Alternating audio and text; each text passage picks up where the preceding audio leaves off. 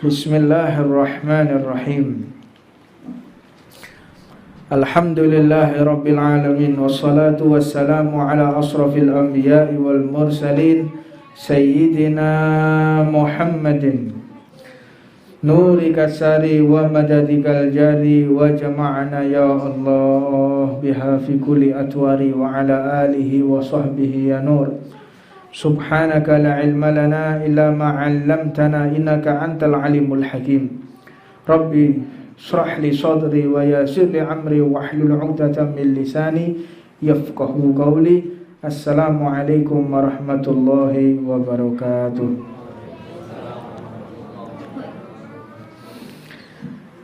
Qala radhiyallahu ta'ala wa nafa'ana Allah bih al-Imam Abdullah bin Al-Haddad. Beliau menyampaikan di dalam kitabnya Da'watut Tammah, yakni sebuah nasihat, sebuah dakwah menurut pedoman yang tidak keluar dari rel Nabi Muhammad SAW. Di dalam fasal yang ketiga, nasihat, peringatan, teguran dan himbauan bagi para pemimpin, bagi para penguasa, bagi para raja dan pemerintahan dari golongan umat Islam. Ini nasihat untuk mereka semua yang mereka menjabat, yang mereka menjadi pemimpin di daerah umatnya Nabi Muhammad SAW. Fa'lamu, ketahuilah, keberadaan pemerintah adalah suatu perkara yang sangat berat. Dan manusia tidak ada yang bisa keluar dari perkara ini. Manusia pasti terlibat di dalam urusan ini. Pemerintahan suatu perkara yang berbahaya dan pemimpinnya berada dalam puncak bahaya. Jadi setiap pemimpin yang memiliki satu perkara yang berbahaya dalam rakyatnya dalam keadaan berbahaya, tentu pemimpinnya lebih berbahaya daripada rakyatnya. Maka jika mereka, para pemimpin ini, menjalankan kewajibannya kepada para hamba-hamba Allah, niscaya mereka akan mengalami satu perkara yang sangat penat dan lelah. Jadi tidak ada ceritanya seorang pemimpin pemerintahan itu mereka yang tidak mengalami satu perkara yang sangat membuat dirinya gelisah, yang membuat dia pusing, yang membuat dia sumpek, suntuk, penuh dengan bahaya, penuh dengan ancaman, penuh dengan kerugian. Itu adalah wujud kepimpinan. Makanya sungguh heran jika ada orang berebut menjadi pemimpin. Ini sungguh heran ini. Padahal hakikat daripada seorang pemimpin ini pasti dia akan mengalami satu kepenatan yang luar biasa. Maka Rasulullah SAW, beliau ini pun mengatakan, kullukum ra'in wa kullukum mas'ul an ra'iyatih. Kalian semua ini pemimpin. Jadi di antara kita tidak ada yang tidak menjadi pemimpin. Semua kita ini pemimpin. Kalau dia sebagai kepala rumah tangga, berarti dia menjadi bapaknya yang menanggung jawab dari segala perkara yang ada di dalam rumah tersebut. Kalau ada istrinya tidak pakai jilbab, buka aurat, dia akan diazab dan akan dipertanyakan oleh Allah Subhanahu wa taala. Kalau ada anaknya yang sampai berbuat salah, ada anaknya yang sampai berbuat maksiat, ada yang mabuk, ada yang mencuri, maka dia harus benar-benar mempertanggungjawabkan di hadapan Allah Subhanahu wa taala. Jadi semuanya, kita pun yang belum menikah, belum berumah tangga, kita pun menjadi pemimpin. Pemimpin atas apa?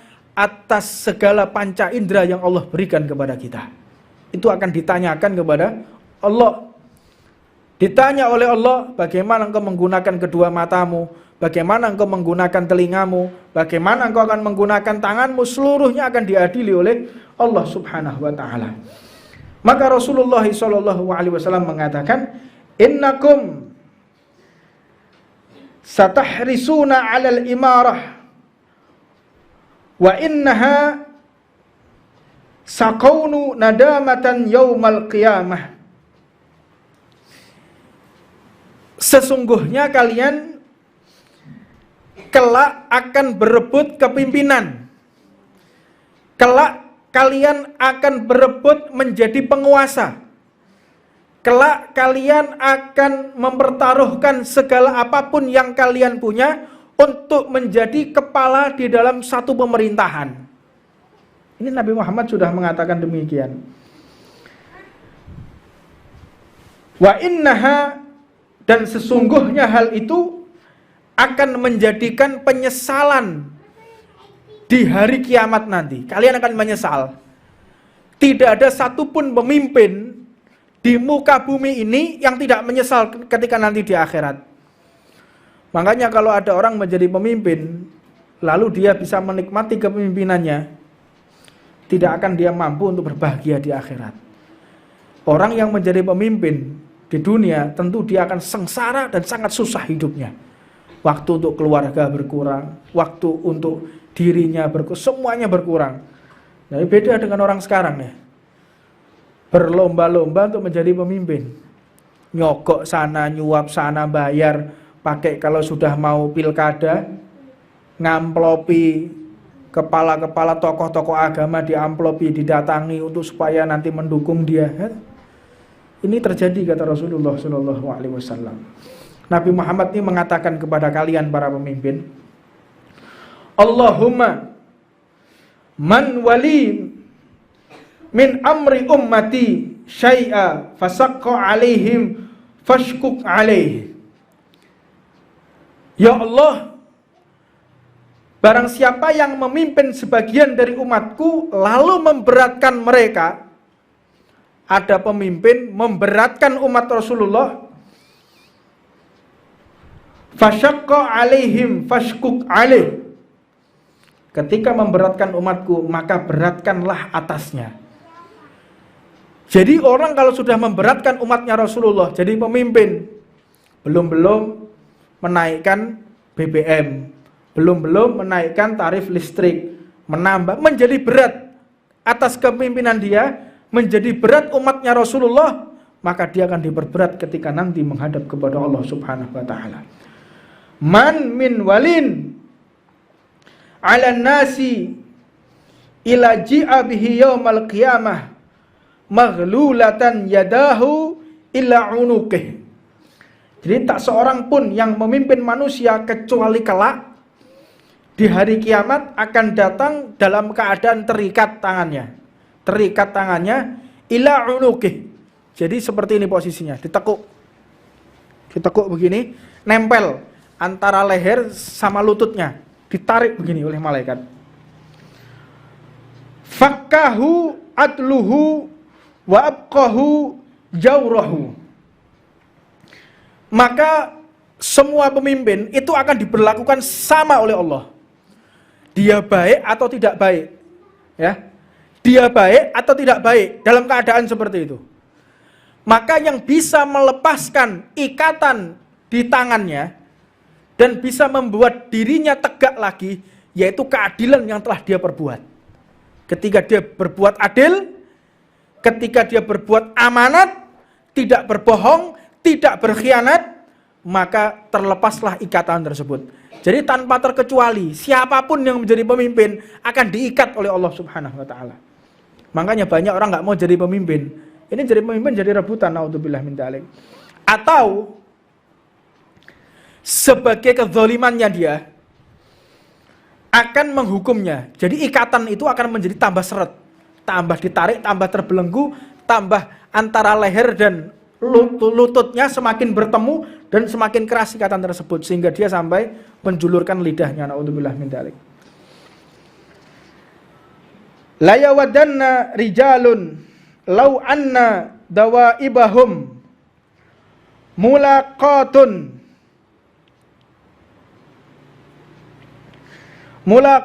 bisaraya walam yalu min amri nasi syai'ah. Rasulullah mengatakan seseorang akan menginginkan rambut mereka yang akan dikepang tergantung pada binatang. Maka mereka ini merasa tak akan pernah bertanggung jawab atas perkara manusia sedikit pun. Maknanya seseorang ini akan diikat dengan rambut yang dikepang seperti binatang, dan mereka ini tidak akan pernah mengakui apa yang pernah dia lakukan di dunia. Jadi pemimpin ini, makna dalam hadis ini, seseorang ini tak akan berani mengakui dirinya sebagai pemimpin. Tapi kalau di muka bumi, saya ini pejabat, bener enggak? Saya ini pejabat loh. Saya ini anggota dewan loh.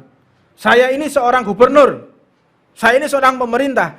Tapi mereka nanti di akhirat nggak ada yang berani mengakui dirinya sebagai pemimpin. Naudzubillah min dzalik. Naudzubillah min dzalik. Jadi pemimpin ini naudzubillah min dzalik. Sangat berat di hadapan Allah Subhanahu wa taala. Kam min muhawwidhin fi malillahi ta'ala bighairi haq lahun naru yaumal qiyamah. Berapa banyak orang yang ikut campur dalam hal Allah, dalam harta Allah tanpa memilih hak, sehingga baginya api di hari kiamat. Banyak orang ini yang memimpin, akhirnya hartanya terkontaminasi dengan harta-harta yang tidak halal. Banyak. Makanya hati-hati dalam menjadi seorang pemimpin. Jangan ada yang mampu dan jangan ada yang mau mereka untuk menjadi pemimpin umat Nabi Muhammad SAW. Makanya Sayyidina Umar bin Abdul Aziz itu ketika didatangi seseorang yang masuk rumahnya, wahai Khalifah Umar bin Abdul Aziz, aku ingin bertanya kepadamu pada saat itu, pada malam hari ya. Saat itu pada malam hari. Zaman itu belum ada listrik, jadi menggunakan minyak dan teplok, kayak teplok begitu. Dinyalakan. Apa keperluanmu? Soal pemerintahan, kebijakan pemerintahan, atau soal apa? Atau ini mungkin soal pribadi? Naam ya Khalifah, ini soal pribadi. Langsung lampunya tadi dimatikan. Dipateni lampunya tadi. Dimatikan lampunya. Ya. Kata beliau, loh kok dimatikan? Tamunya dia mengatakan, loh kok dimatikan? Kok dimatikan, kenapa? Karena ini urusan pribadi. Ini urusan pribadi. Sedangkan minyak yang aku gunakan, ini minyak yang digunakan untuk melayani masyarakat.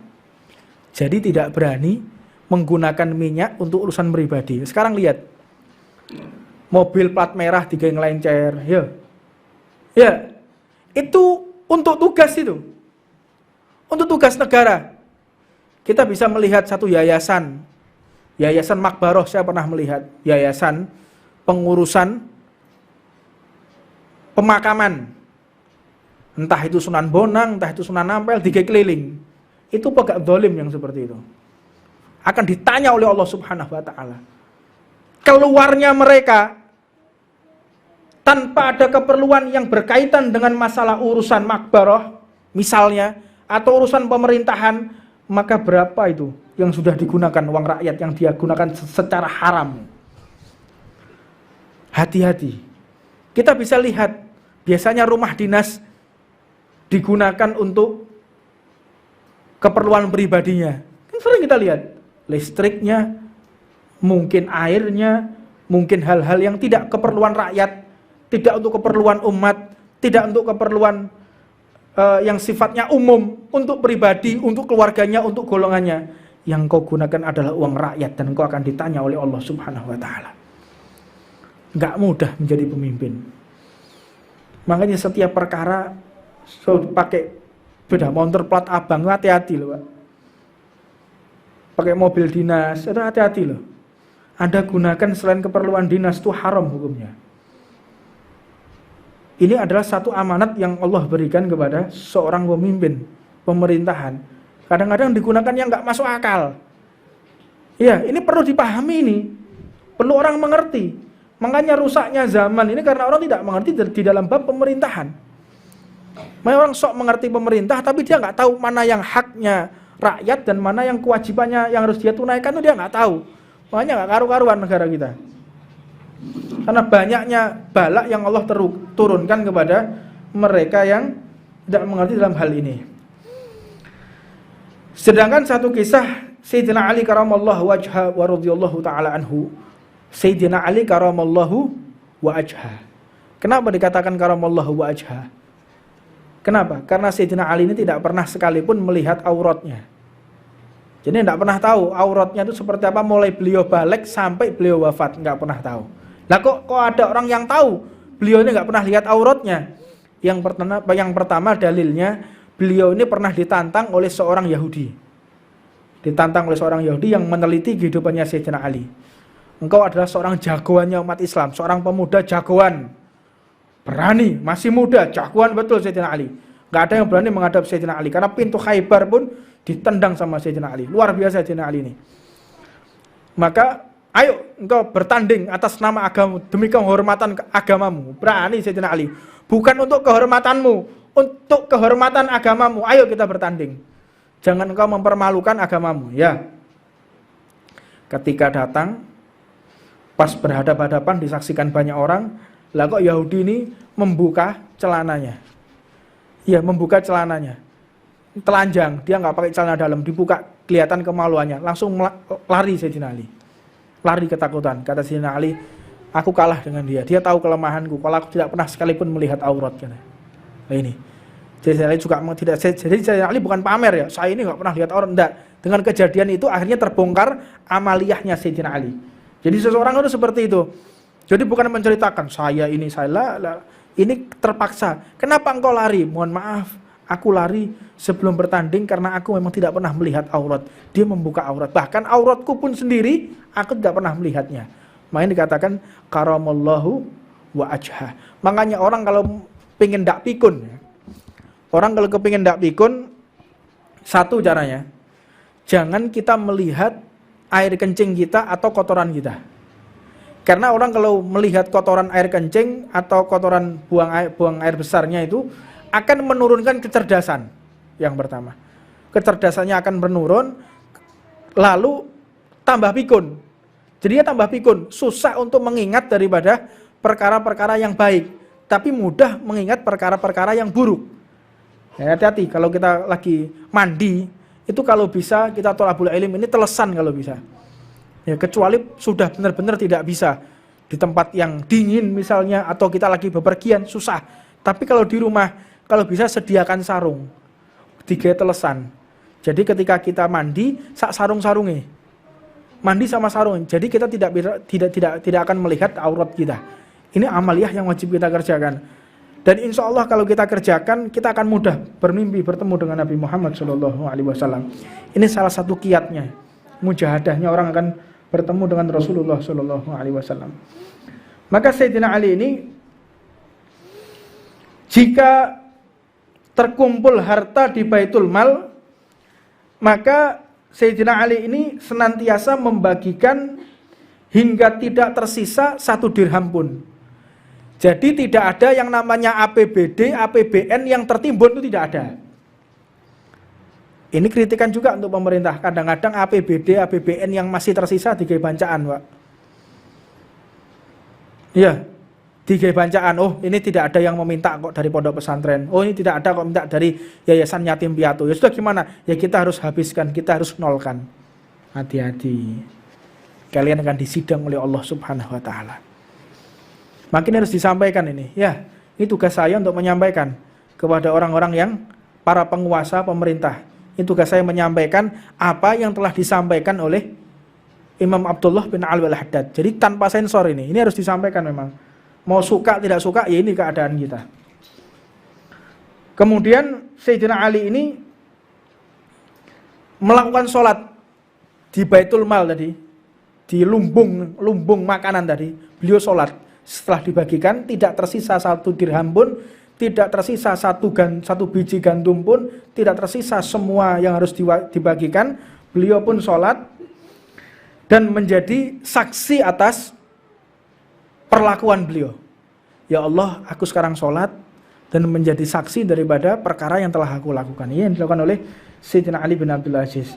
Makanya dikatakan juga ketika Khalifah Sayyidina Umar bin Abdul Aziz rahimahullahu ta'ala wa ardah menjabat sebagai khalifah, beliau ini sering terjadi tangisan di dalam rumahnya.